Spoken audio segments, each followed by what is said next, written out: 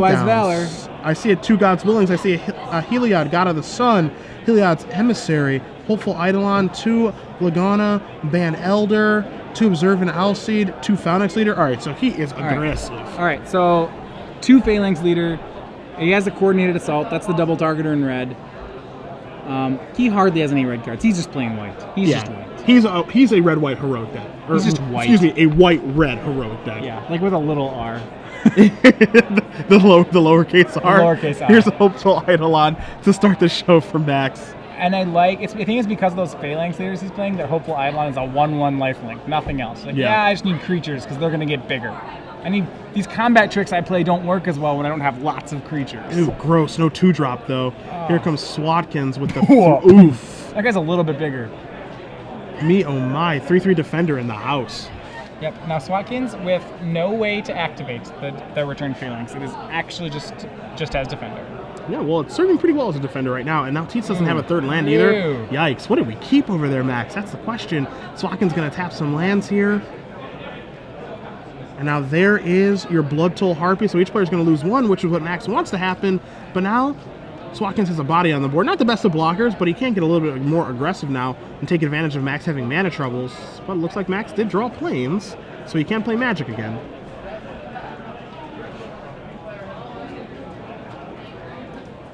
Yeah, so 3rd plane, so down a turn. If Max is really the aggressor in this matchup, then he's probably okay that they both lost a life. Most of his flyers should be able to deal with Blood Toll Harpy.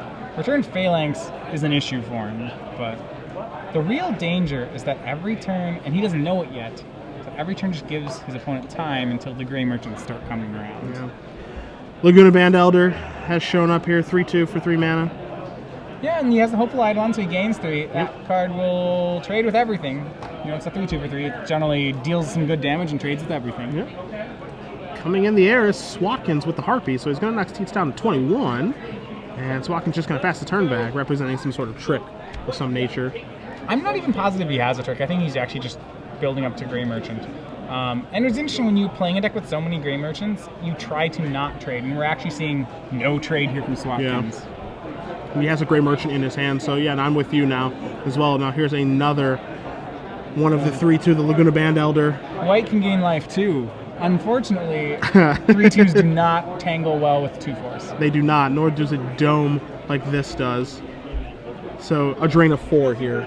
Life totals 19 and 20, 18 and 19. Yeah. Good turn there from Swatkins. Good turn from Gray Merchant as well. He's a zombie. He's got that bag full of things he's selling. He's going to play a land. Does play a mountain, so he's got 4 mana here. Again, he only has 16 lands in his deck. This is by design. He's a hyper-aggressive Boros deck. And he's going to turn these sideways here. So, in the face of a 2/4 is what a 3/2 is attacking into. Well, that seems like there's a trick going on. And Swatkins could double block one of them. So the tricks we're looking at are Battlewise Valor. We're also, I think, Coordinated Assault is the most likely trick. Two creatures get +1/+1 first strike. That would really bait into block this, put one guy on each of them. It appears he's going to double block a Lagana Band Elder. How do we feel about double block here? If I'm going to make a block, that's the block I want to make. Okay. I don't think Swatkins particularly cares which one dies. And then it's a 2-for-1 when if there's a trick that happens, it's a 2-for-1. Sure. I think it's a really heads-up block. It looks like we're in double block territory. I think he's confirming with his teammates. Yeah. Blesso and Pyka. Hey, you guys good with this? This is a great block, actually. Yep. You had to think that Max probably saw this coming as well. Max, a very skilled player. 1 and 2. All right, so this is just going to trade with the leader. Yep. Excuse me, the return Phalanx. Apologies. 3 mana. That's fine. And we see Flamespeaker Adept. Yep. That's a good turn if you're Swatkins. You got to be pretty happy with how that went. So how much Scry is actually in Max's deck? We know he has the 2 Battlewise Valors, but how else can he Scry? He's got the 2 Battlewise Valors. He's got 2 copies of God's Willing as well. He's left up a white. Yeah. And he had the choice of which mana to leave up, and he left up white. White, yep, sure. So he's got some options. He also got he has a Rage of Proferos as well, but that's 5 mana spell, sorcery speed as well. Portent of Betrayal also. Yep. So 6 ways to target. How are you feeling about playing that Hopeful Eidolon on turn 1? I think it was hopeful. That's what it feels like to me. He didn't anticipate getting stuck on lands this hard. This is true. This is true. When you have double Phalanx later, it's tough for me to want to be able to do that. Wow, another Return Phalanx. Jeez. This might be the nightmare matchup for Tietze's deck.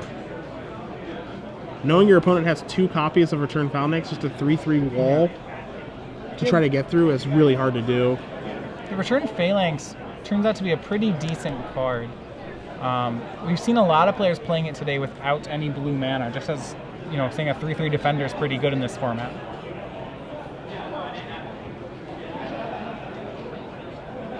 All right, well, Tietze's not scared. We're going to see another double block, just like last turn. Well, I guess I'm thinking is like what's changed. I guess is the thinking. This time, God's Willing is a decent card. The worry that if you played God's Willing, so you played on the Lagana Band Elder. If you did, you get blown up by Divine Verdict. Mm-hmm. I think he's actually just going to trade it with the Phalanx again. We do see a Battle-Wise Valor in Tietze's hand. All right. There's the God's Willing that you mentioned. So the question now is there a Divine Verdict waiting for him? So Tietze's going to scry 1. He's happy with that card, so he's going to keep it.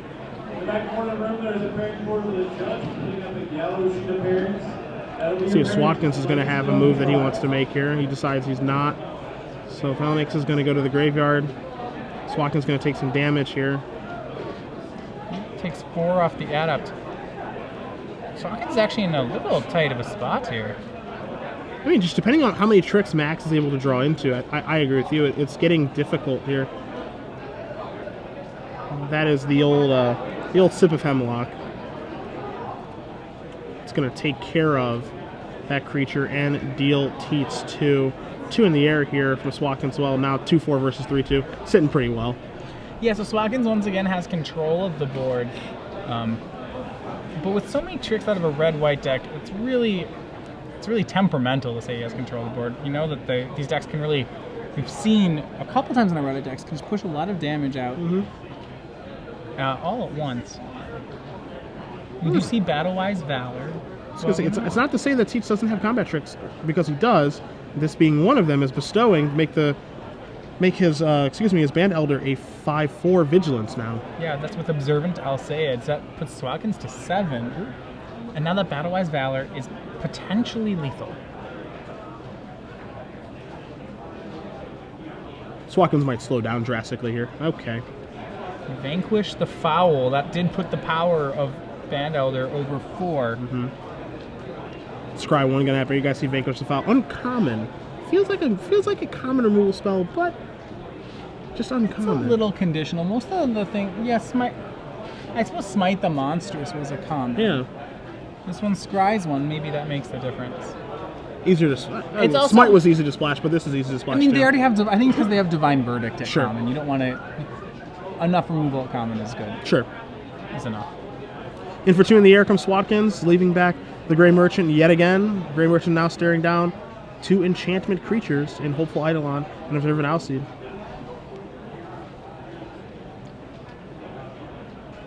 Here's 4 mana. So there is Heliod's Emissary. Yep. That's the Just 3/3. cast, not. He didn't have enough mana. He's 1 mana short of bestowing it. But that's really strong here. It can tap Grey Merchant. Well, It'll have to tap a Grey Merchant. So now here's the drain and gain, or drain and brain, as some would say. Yeah. 5 and 12. That's where this guy gets sick.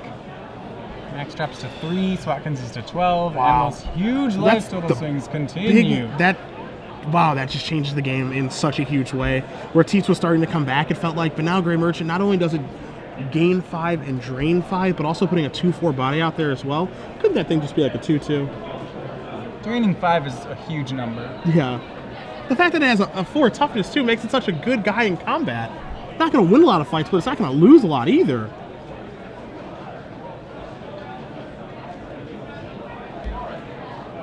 car keys have arrived. All right. All right, we're gonna put those away. Tietze really has to be mindful here. It's his own life total. It's really hard. He can push damage through possibly, but the problem is then he'll lose on the swing back. Yeah, that's the issue right now. How does he push damage while still defending? And I agree with you. Heliod's Emissary was a great play for him last turn. I actually thought things were going back in his direction when he played that, but now things have shifted Swatkins' way, and you see Tietze is trying to figure out some sort of a plan to get himself back into this. He has a coordinated assault and a battle-wise valor. It looks like he has another observant Alseid as well. None of those really help with the current situation. Possibly bestowing his observant Alseid onto Heliod's Emissary is good if you want to make that play. How much are we going to get in with here? Feeling frisky?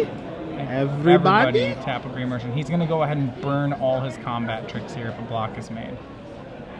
We see that Swatkins' hand is Sip of Hemlock and Sentry of the Underworld. So I got a block. That is the best block he could make, too. I think so. Forces a trick. Well, Tietze still has the trick, but what it means is that the trick isn't going to go on to Hopeful Eidolon.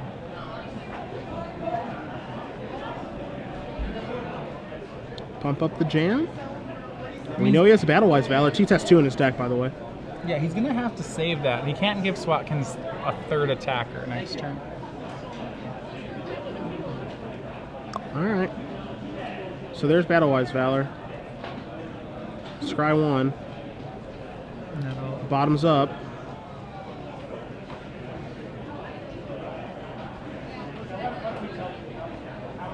Let's see what else Tietze has. It looks like it's another Observant Alseid there.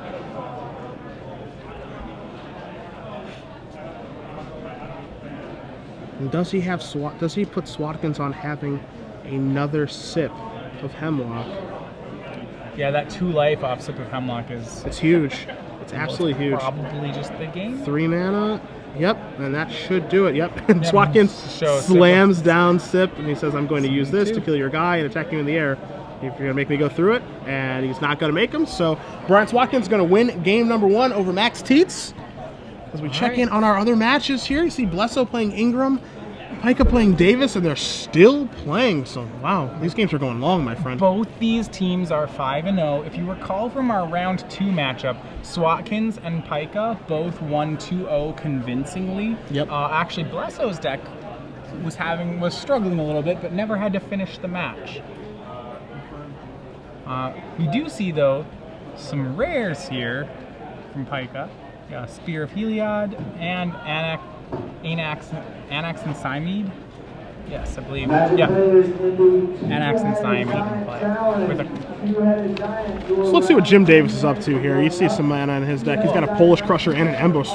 We do see Underworld Cerberus, as you were hoping. When I saw it, I didn't realize I was looking at 3 rares. Underworld Cerberus just hit the graveyard, bringing back everyone's creatures. Yeah, we see Ember Swallower, Polis Crusher. Remember, you can't Spear of Heliod a Polis Crusher. That's pro enchantments. See, Underworld Cerberus did hit the bin, and that's what Davis is splashing for. He's got 1 swamp. He's got an Unknown Shores to help facilitate it as well. More creatures for Pyka. I don't know how he's planning to swing through here, though. So that's Sylvan Caryatid, Polis Crusher, Ember Swallower, and then Underworld Cerberus that just hit the graveyard from Davis. Oh, right. And, rares. Yeah, and then just a boring old Voyaging Fader as well to help, you know, mana acceleration. Boring. That's a Satyr Hedonist. Oh, my apologies. So more mana acceleration. Wait, yeah. If he doesn't draw the 7th land for Ember Swallower, he could use the Hedonist to instant pump the Ember Swallower. What that means is that if an attack with Ember Swallower happens, Pyke is going to have to block it. Yeah. Otherwise, it would monstrous to lethal. Davis is at 4 life, though, and Pyke's at 5, so we actually have a much closer game than it does appear. Yeah, both the Polis Crusher and Ember Swallower are must blocks. They must be blocked if they're attacked. If they attack. Yes. The question is, how does Davis attack in this scenario? And again, Pyka is the one without any cards. Davis is the one with many cards in his hand, looks to be 3 or 4, and he's got the bigger creatures too. So puts Pyka in a rough spot right now.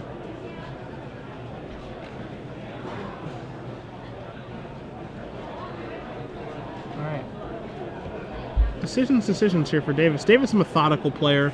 If you guys have ever seen him playing goblins or any other times he's on camera, very slow and deliberate.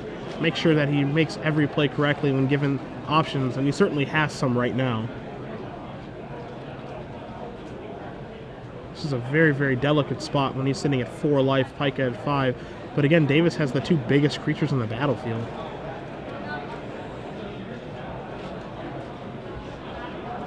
I wonder what you do here.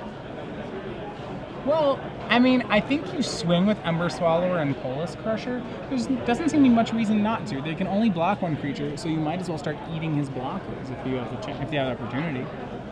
Because as you mentioned, those are just both lethal attacks, Yeah, so he has to block each of them.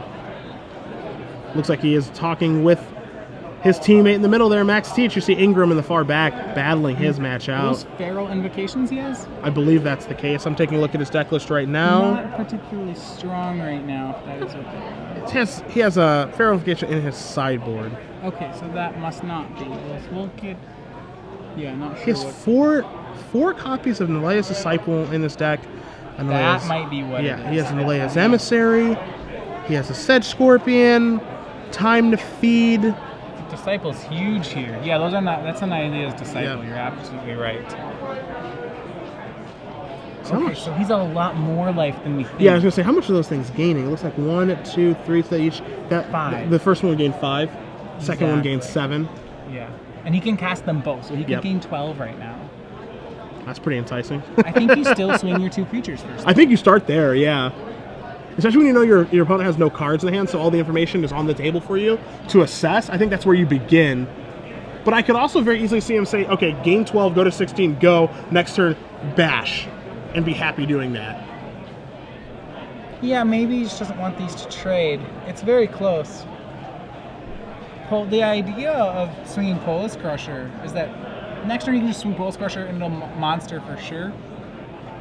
And because it'll trample and it'll be able to kill the spear, things will be pretty nice for him. Okay, so he's going to come into the red zone here with the Crusher. Interesting, so he played the Disciple first. That means he cannot Monstrous the Crusher? Mm-hmm. Oh, he can if he uses the Satyr Heaviness. The Heaviness, right? Yes. So, potential's still there. That means he'll only have 2 blockers.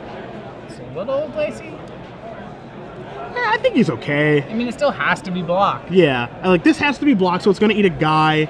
He might attack with the Ember Swallower too, and then maybe he doesn't monstrous at all, and then just gains that extra 7 life to go to 16. So I think he's sitting pretty good right now. You see Polish Crusher on the screen. I don't think you swing the Ember Swallower now that it doesn't have to be blocked. I think that's just inviting a possible way to lose the game. Okay.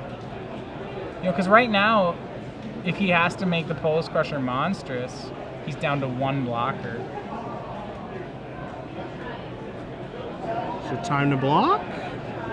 1 blocker, but sitting at 9 life. 9 life's a lot. Not saying it's the end-all, be-all. As we do know, there is a card that, Dauntless Onslaught, takes care of 9 life very quickly, and his opponent is red-white. That's true. There are ways he can lose it. Obviously, I think Jim's really ahead here, and he's probably going to get it, but he's inviting outs here. And maybe he can't play around those outs anyway. Sure. So you see a double block here. You've got Deathbellow Raider. It's just the Ember Swallower play, because I think it's not lethal. Sure.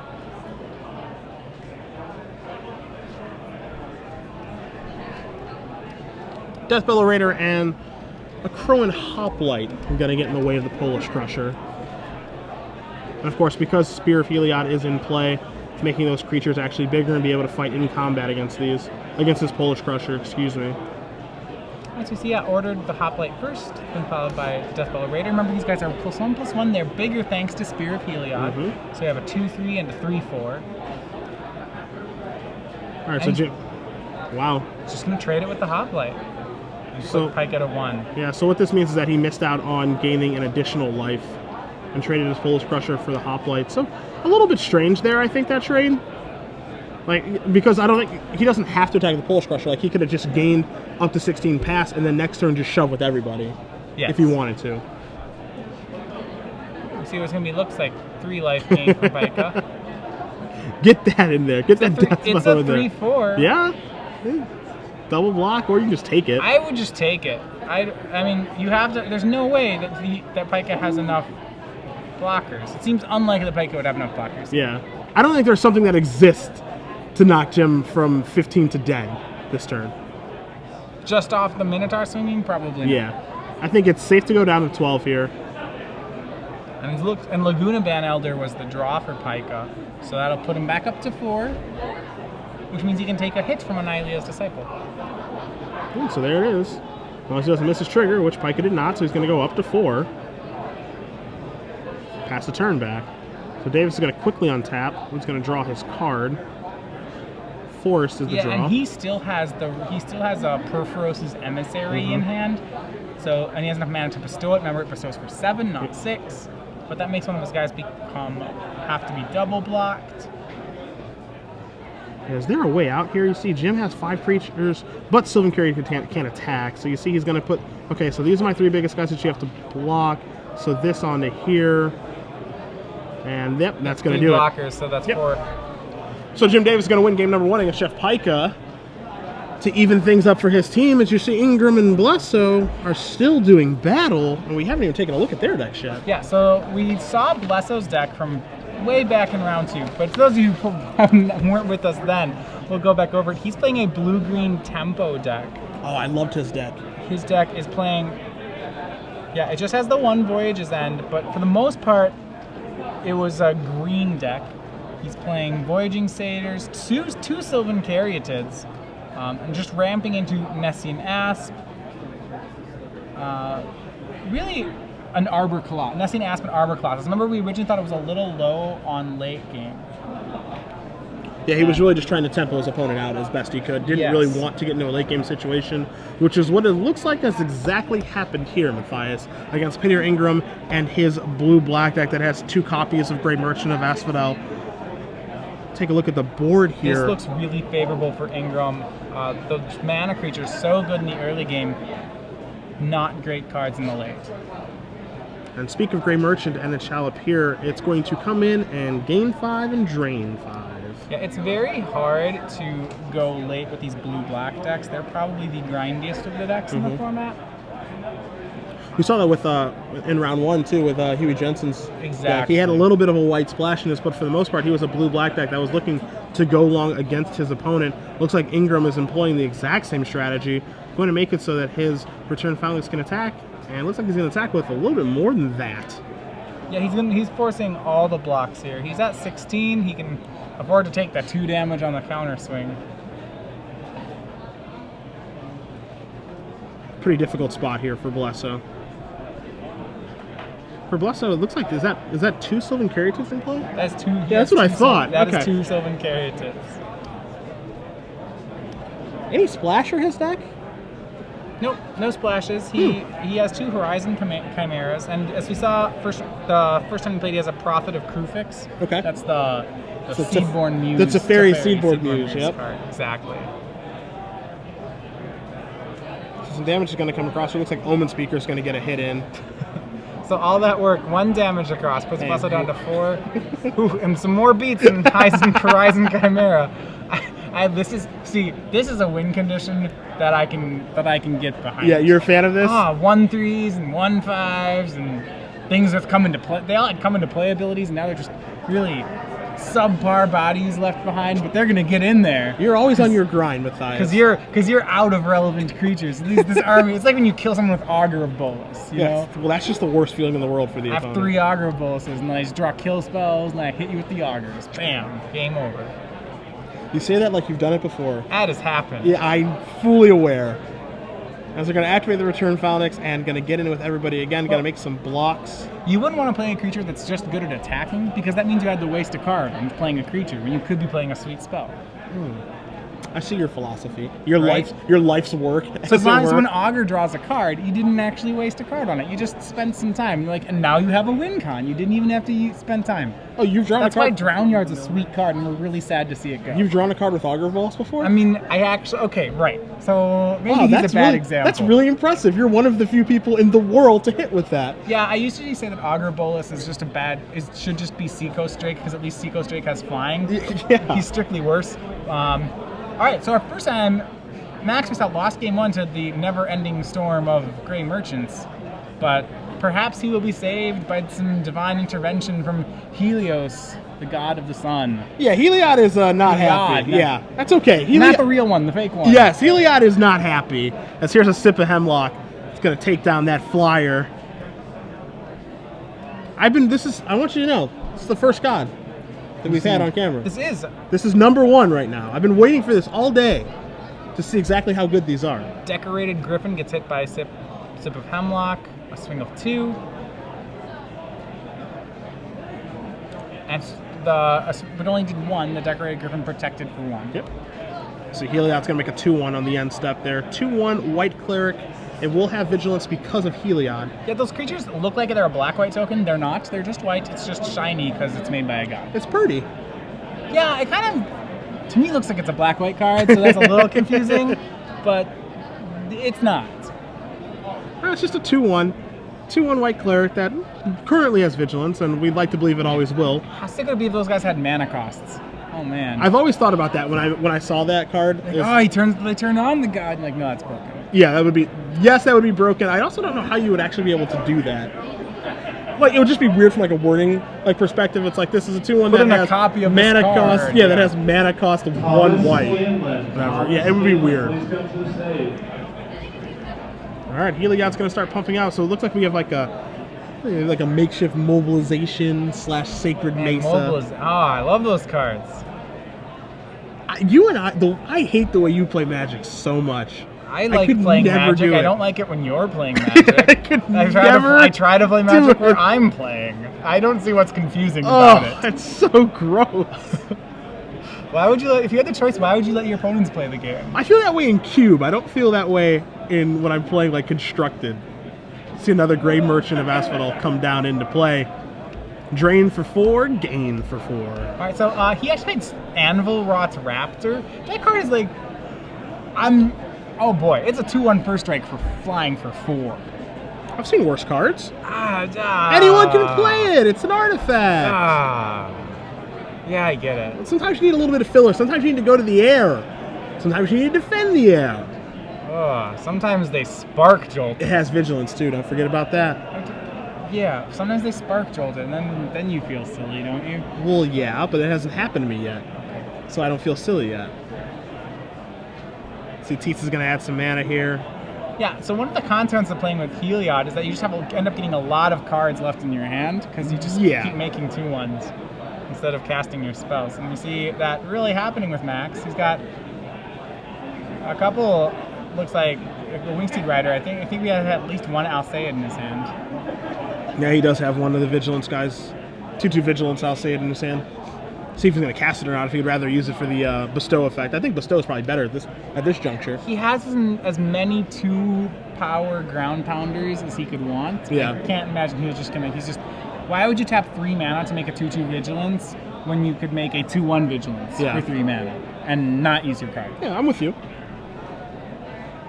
He's got to watch out, though, because little does he know, his opponent could always go and cast another Grey Merchant of Asphodel. All right, Cavern Lampad gives the Grey Merchant Intimidate. And that is an intimidating play. It's a good thing that Artifact Bird is out there. For a turn. Or he'd be in some real trouble. Yeah. So, I literally like 4 mana chump blockers. You're right. I demand an on-air apology right now to the Anvil Rot Raptor. Well, I would apologize. It is doing God's work. I would apologize to him, but there's a problem, is that he's dead. It is currently doing God's work right now. God willing, it is doing... Jeez. What a blowout. Oh, wow. In response to God's willing. Oh, see, sorry, Bird, but see, you can't do it. It's too late. Look, I think he did a nice job. I think the Raptor did a great job. Got a block. See, Guardians of Meletis. That's a card I could get behind. It's a 0/6. You're a tough crowd. 3. It would be really good right now, though. It would be very, it would be yeah, really it would good. be really good. It would be really good. I have no argument. It would be really good. No cards left for Swatkins. So if Max does have an answer, hard to come by in his colors, to be fair. You need like Divine Verdict. I mean, he would love a Divine Verdict right now. Or he could have Ray of Disillusion if he's playing it. I don't think he is. That destroys an enchantment and then you gain some life. But Tietze going to tap some mana. You guys see the scores in the middle of the screen, of course. Ingram up a game, as is Jim Davis. Tietze down a game here. And while it looks like he's doing pretty good, does have Heliod in play, Swatkins can really close the game very, very quickly, as here is Bestow. I mean, I would not be surprised to learn that their team is undefeated. If it's true that Swatkins has not lost a game all day, I would not be surprised. I wouldn't be surprised either, honestly. I'm right there with you. Yeah. And he's going to play Chain to the Rocks. Oh, that's huge. Okay, huge in 2 ways. 1, it gets rid of the Grey Merchant. 2, white mana symbol number 5. Is that really? Wingsteed is 2. Alcide's 3, Chain of the Rocks is 4, He is 5. That is a strong play, we could say. This turn is insane. Wow. Good. And the tides have turned. Swatkins may drop a game here. I've heard rumors that gods don't attack in Limited. Not often. Sometimes it just takes a little Chain to the Rocks, man. That turn's awesome for Tietze. I forgot about that being an answer. We haven't seen it yet. It's rare. That may be why, and can only be played in red white decks. Red-white deck. But boy, those things sure are true right now, and it's good. Heliod coming into the red zone. What can go wrong? Nothing. No, Heliod's really nice to play with because he has vigilance too. Yes. So just like, oh yeah. It's just consequence-free attacking. So now Swatkins is going to draw his card. He's coming in for 2 Tavern Lampad. Okay, that means Grey Merchant kills him. I was going to say, does he have Grey Merchant right now? Jeez. For 5. Get ya. All right, Swatkins at 11, How Tietze fun at would 5. that be? What's your definition of fun? I think mine's different than yours. No, that's not fun. Casting Grey Merchants is it's kind of fun because it's very silly. All right, Tietze. I think Tietze is aware too that like he needs to close the game out like right now. Grey Merchant exists. Yeah. Raised Dead effects exist. There's a Grey Merchant. I don't know if there's one in the yard. He's on the rocks. It's not in the yard. This reminds me. Did you play during Kamigawa block? I did. This feels like to me when you were playing against decks that had Devouring Greed. Oh yeah. And you're just like, please don't draw that. He's gonna kill me. Yeah, he's gonna kill me if he draws Devouring Greed immediately. You never could play around that though. You're just trying to kill your opponent as fast as you can. Grey Merchant him. He has a. I don't think playing Swamp's gonna do much. I don't think so either. It looks like his hand is Swamp playing chess. Yeah, he's have to chump away his whole team here. Gonna come in for 2. 1, 2, 3, 4. I don't see how he's staying alive. Yeah, Tietze can make 2 tokens. I mean, I think Swatkins is maybe hoping for a misplay by Tietze, but I think Tietze is going to go reaching for tokens immediately. Judging with the usual deliberation that Max plays with, hoping for a large misplay by him seems... It's pretty unlikely. It's unlikely. Yeah, I'm with you there. Tietze has stacked with everybody. Swatkins says, I got lands, you got it. So we're going to move into a third and final game between Tietze and Swatkins. Both of those guys have great decks. We'll see. We're going to move over to Jim Davis, Jeff Pyka. Yeah, we saw 1 game stole from Swatkins. As much as Tietze is a great player, and he is. He's got a great deck, too. Swatkins' deck still seems unbeatable to me. Yeah. We'll see. All right, so we see Davis is up again with Pyka. Well, what are we going to cut into here? I'll let you update the board state here. So we have Jim Davis and Jeff Pyka. Pyka, once again, we've seen, in this match, there's just a slew of rares on both sides. We have the Spear of Heliod from Pyka. It looks like we have a Anax and Cymede. It looks like they're enchanted by a Hopeful Eidolon. And then we have the Akroan Hoplite in battle. It's being blocked right now by a Nylea's Emissary with +2/+2 from Feral Invocation. He also has a tapped Karametra Acolyte and a Sedge Scorpion. All right. And now God's Willing is going to target that Akroan Hoplite, excuse me. Pyka saying, can I scry? Is that okay? Well, it's a 5/5. So, and right now his creature is just a 2/2. 3/3, dude. Okay, so he thought it was going to be a trade due to Spear of Heliod. So okay, I see what's happening here. So what this is it's not the creature enchantment. It's a Disciple. Oh, it's a Disciple. Sorry, it's not the Invocation. It's a double block with Disciple and Emissary. Gotcha. I thought it was Feral Invocation as well, but then I remember so it's that going to get to eat one of the creatures. Yeah, I remember that Jim has 4 Nyla's Disciple. So it's probably just a Disciple. Yeah, but chances are high it's just a Disciple. Artwork on those two cards is pretty similar. Between Disciple and Acolyte, Jim is very devoted to green. Yes. He doesn't have a Nylea, does he? He does not. He does not have a Nylea. He runs so bad. There's only one god in their pool, I suppose. Just Nylea's Disciples, no Nylea. 4 of them is crazy. So take a look at Davis. He's got some options. He's got some lands out there, 5 of them. It looks like during the course of this game that Pyka was able to deal a lot of damage with this Annex and Siamede with Hopeful Eidolon on it. You see he's at 34 right now. I think that probably happened up until Sedge Scorpion was played, and then the Legends stayed home. But... And you do see, with the mana Jim has in his hand, he does have options to a Boulder Fall in his hand.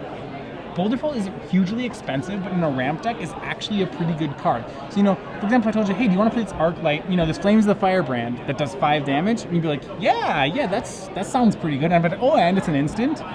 You know, if I told you cost 8, you might not be as thrilled, but if your deck could make 8 mana, you know, we're back to thinking it might be pretty cool. Yeah, and Davis does have 1 Boulder Fall in his main deck, an additional one in his sideboard.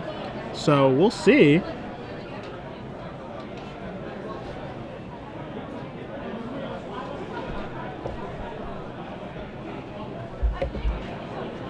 Alright. And Sedge Scorpion is going to be used on a Crow and Hopper. Real tough guy, that Scorpion. Well, this is kind of what Pyka was hoping for. That means that Annex and Siamede can start to bash it in again. Yeah. Davis making the block, it appears. And Davis is trying to draw out a trick here, isn't he? It looks like he's been issued a proxy for Battle-Wise Valor. A Judge proxy. Yep. So that's 2 Battle-Wise Valors. There's a real one. That's a real one, though. Yep. So you see Boulder Fall, which is that instant 5 mana Arc Lightning, and Davis is just going to pick it up.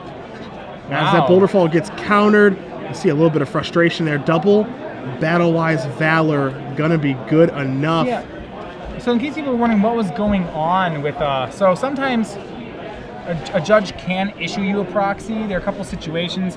If you have a foil that you don't, like, usually it's if your cards become damaged during the course of a tournament, a judge can issue you an official proxy. Especially because a player, you're not actually required to play sleeves in a tournament. Yep. True statement, though everybody does. You do have the option of playing your cards without sleeves, and if they get damaged or marked, you can't play them, and the judge will issue you a proxy. And so what's happening on that combat, of course, is that both those creatures were coming in, because don't forget that Annex and Siamede does have Vigilance and First Strike, so it was getting into the red zone. Jim trying to blow it up in combat with Boulder Fall, and we saw 2 Battle-Wise Valors Jim played ruin it that. great because he did it. He forced Pyka to play a Battle-Wise Valor, and Jim was like, all right, his counter combat trick's out. I got him. I'm going to Boulder Fall, and then the second one turns it all back around. So I think that Boulder Fall can actually be quite good for Jim in this matchup, but in that certain situation, it was not going to be good enough. As you look at the scores across the board. Boom. Undefeated teams, undefeated for a reason. All their decks capable of a win, as we've seen. We would cut to a match, but all 3 teams are shuffling it up. So we'll see exactly where we're going to go. It looks like we're probably going to move to Blesso versus Ingram, but again, all 3 teams tied up at 1. So where do you see these going? Boy, that's tough. Well, now that I've got some information. All right. So I'm going to cheat. You can't stop me. All right. Peter Ingram's taking a mulligan to 5, so I think that Mark Blesso is probably a favorite in this match. I'm going to go ahead and say that the Ice Imports team that has a great odds. I thought Swatkins' deck was I thought you could hardly ever beat it once, and beating it twice just seems really bold. Yeah, I think anyone that can do it is Tietze's deck, though, because Tietze's deck is so hyper-aggressive. I think that he has draws that he can really just bury Swatkins before he gets set up. I really believe that. Right. As far as Davis versus Pyka, I think Davis's deck is really good in the matchup. And it lands on those 4 Nylea's Disciples, is why I think it's really good in the matchup. Yeah, so we're going to start here. Ingram is on the draw. It looks like he kept 2 lands. Yeah, he does have 2 lands, so it looks like he can play some magic and here. Own Speaker, possibly, so maybe they'll find small lands if he needs them. All right. Yep. Better than Augur Bolas right now. Take a look at 2. Boy, the 2-land Augur hands were the worst because you're like, well, he's not drawing me a land, that's for sure. And then you play him, then he wouldn't draw you a spell either, and you just be like, gosh darn it, you're a 1/3. I am so glad that I never played that card. Oh, it's terrible. Casted I saw 0 one times. deck I liked it in, ever. And the one deck I liked it in is I played Blue-White Miracles, the Pro Tour deck, which was all spells, literal all spells, and I put 4 augurs in it, and that was it. You probably missed a bunch. No, not really. No, okay. So it was a 28 spell deck, and sometimes you got a Devastation Tide the augurs, and that was good. All right. But it was just good, not great, just good. Yeah, just good enough. Just good enough. We see Nessie and Corsair join the battlefield here for Blesso. 2/2 flyer for Ingram. Blesso going to play his 4th land, separate his mana, see what he wants to do on this turn. Nimbus Naid in there for Ingram, and Blesso's going to start by attacking. All right, so Ingram can try to force a trade with Nimbus Naiad and the Nessie and Corsair. The problem is that gets so blown out by a combat trick. Yeah. Gets blown up by just so many different things. Pump spell, bounce spell, everything could happen there. So just take the 3 and move on. You think Blesso doesn't have a play, but I'm going to go ahead and say that he does have a play. I'm pretty sure we're seeing a Horizon Chimera come down. Would not be surprised at all. I think he has 2 of those in his deck. He does indeed. And as we're on game 3, Ingram might suspect it too, and he's got an answer. All right, well, there it is. So, Blesso going to draw a card. He's going to gain a life.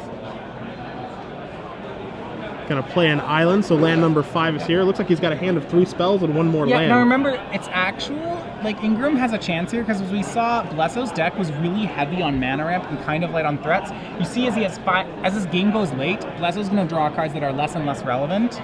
You see, right now he has Sylvan Caryatid in his hand. Not really even a card. Ingram was only down 1 card because he was on the draw, and his blue-black deck is so much better at functioning in the late game. I think as long as he can stall the game, Ingram can still win this Mull to 5.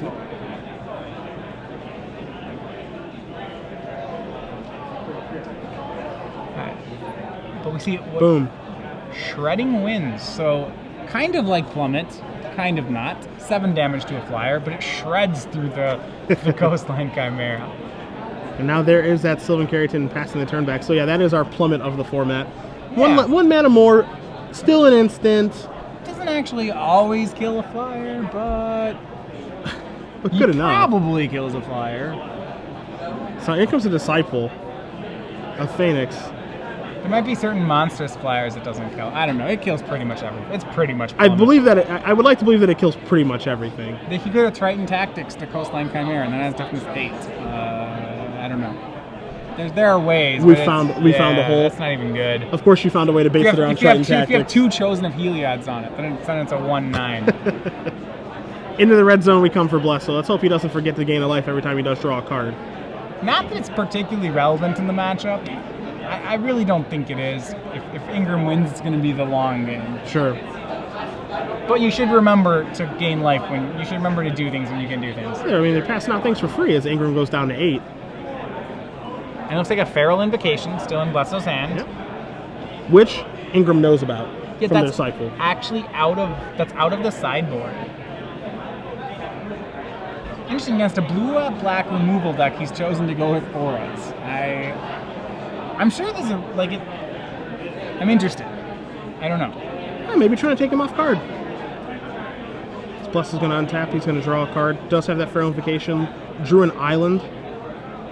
So not the best of hands right now for Blesso.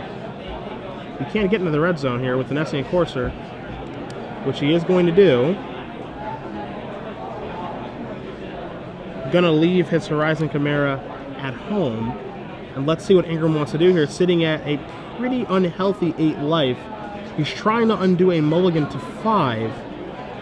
We do see Sea God's Revenge in his hand. Actually, one of the weaker board states for Sea God's Revenge. Yeah. This card we talked about in our just before round 1. We actually have not seen it cast yet today. Kind of what we said was probably the most powerful non-rare in the set. Surprisingly, have not seen too much of it. I am touch surprised, just like you. To be fair, though, it's not like we just haven't seen it. Like the deck lists we've seen just haven't.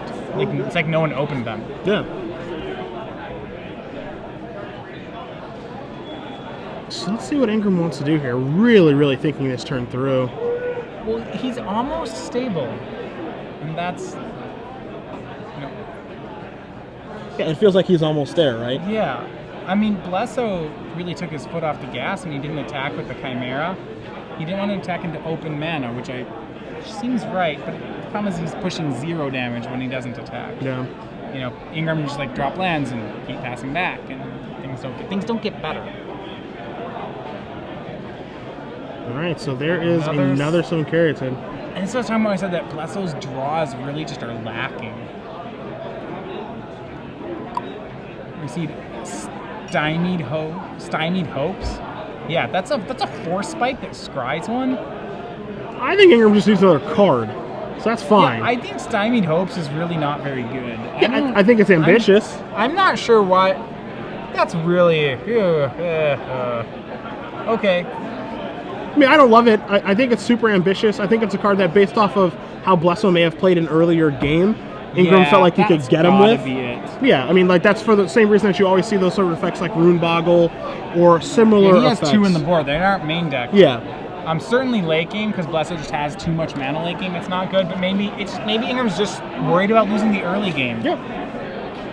In which case, when that card is good and it works, it's great. Yeah, it means a counterspell. Yeah. Scries one. It's no Rune Boggle. Rune Boggle is... Few things are Rune Boggle. I'd rather draw a card than scry one. I'm with you. It's like we're going to see Rune some Boggle, you blocks. can always just cycle off their spells. Yeah. So Courser and the Chimera are going to come into the red zone. Here's some blocks from Ingram. Ingram with 5 mana available. Is Blesso going to pull the trigger on the Feral Invocation? I don't think so, based on how he's been playing up to this point. Yeah, I don't think he's going to either. Don't forget that Ingram has access to 2 Lash of the Whips in his deck too, which I'm sure Blesso knows at least about one of them. So. All right, and boom, here comes the rare. Yeah. It's going to be the Prophet of Krufix. And because he's reading it, my guess is that Blesso did not play it games 1 or 2. Yep. It's like, oh, you have one of these. It is a 2/3, so it's not, it doesn't have great power. And he says, hold on just a minute. Just a second, my friend. I think I have Lash of the Whip to cast. Do you care more about the Prophet, or do you care about... I think you care... I think you care more about the Cursor. Yeah, I think you have to. I almost would have said the Prophet, just because I don't want him end-stepping creatures on me. And... Yep, you got... Oh, wow, Ingram got him really good here. So... He got value out of that Feral Invocation. Because of the block. And it looks like Blesso completely forgot about the damage that was on his creature. Lash of the Whip. He casts Feral Invocation in response. Ingram says, that's fine. Your creature is still going to die from the damage. That's and -4/-4. That is huge for Ingram. And now here's a Mnemonic Wall. Starting to stabilize everything here. You see, Swatkins did win his match against Max Tietze. So now it's really important for Ingram to be able to come back from this mulligan to 5 because Tietze has been dispatched. You can tell Blesso's discouraged there. He was discouraged enough by the play that he didn't even untap on Ingram's turn. Yep. But Ingram is very close to being at that stable point. Ingram wanted to make sure he knows exactly what that card does. Again, you can play your creatures as though they have flash, and you untap every upkeep, both your opponent's and your own, with the Prophet. We see Sea God's Revenge, Lash of the Whip, and possibly, we don't know the third card. All right, so he's going to Lash of the Whip, I believe, on Blesso's upkeep. Yes, that seems like the best time to do it. So here's Dissolve. Scry 1, put a force to the bottom, so this is going to influence Blesso's draw step. Draw a card. I think it's another forest. Yeah, I don't think he hit. I mean, Scry 1 put one of those lands on the bottom, so that's big from Dissolve, as Ingram's going to draw a card now. I think Ingram has a Dissolve of his own in his hand. I believe so as well. That's a really good place for a control deck to be. But only one island, as you see Ingram going to take a look at Prophet of Krufix again, make sure he knows exactly what this card does. Yep. So remember, Ingram still has not completely battled back from that mulligan to 5. You're right, he's still just on single blue, still down those 2 cards. Mm-hmm. He is most of the way safe. You know that Tietze has got a watchful eye sitting in the middle there, ready to help Ingram, ready to help Davis at a moment's notice.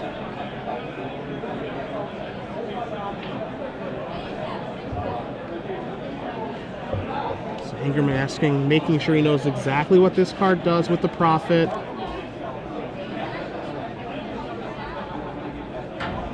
But he is in some serious trouble. The longer you leave that Prophet in play, the more difficult the game gets.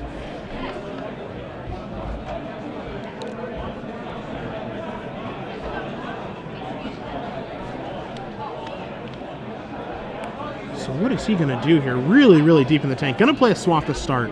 Now you see him reaching for mana. It looks like he's come to a conclusion on what he wants to do.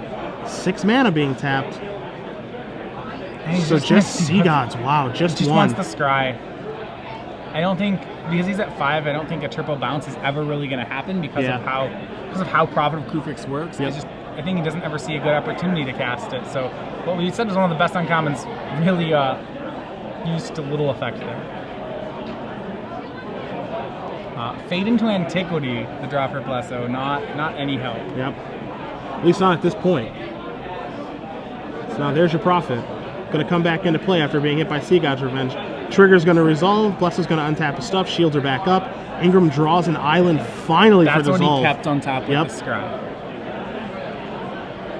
So now Ingram going to draw turn 2 now. So these players are in extra turns. So how interesting that if everybody is in extra turns right now, Team Ice Imports. Wow. I'm assuming that Pyka and Davis are also in extra turns. Yeah, I would assume that's the case. Wow, that's insane. Ingram going to tap some mana, and he says no, it's just going to be a draw. So let's see what happens with the Davis match. And it looks like Pyka won. Okay, so the win happens legitimately, or not legitimately, but the win happens in overtime. In Regulation overtime. overtimes. There's some sort of sports metaphor That's here. what I was thinking. Yeah. It actually happens. They win 2 matches. How about extra 2 innings? Sure. There it is. Perfect. They get it in extra innings. It's not a draw. So we have seen